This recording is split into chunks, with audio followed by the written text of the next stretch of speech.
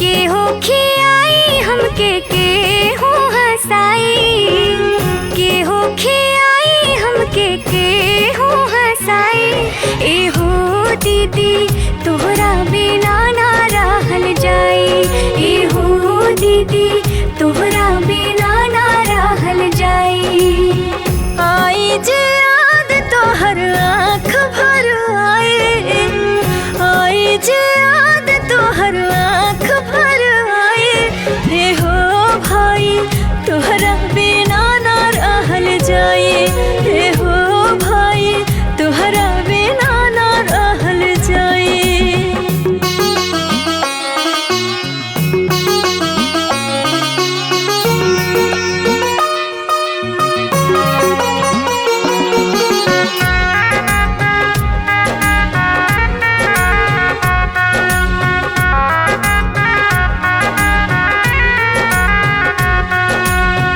जब जब याद आई लोर खूबे बही, लोर पोछे वाला दीदी केहू नाही राही।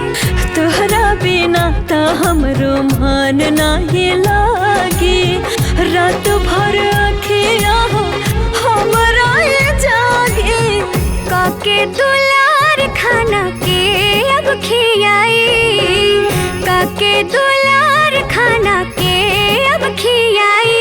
ए हो दीदी तोहरा बिना ना रहल जाई, ए हो दीदी तोहरा बिना ना रहल जाई।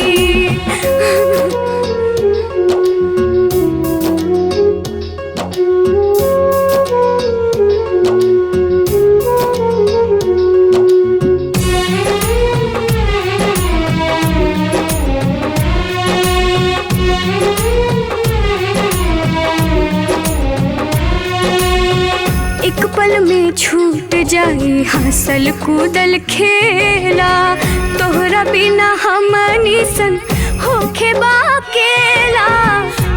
कहता मान बाकी बाटे मजबूरी, कैसे सहाय भाई बहन के दूरी। लागे लाज दूर होत बापर छाई, लागे लाज दूर होत बापर छाई। रे हो भाई तोहरा बिना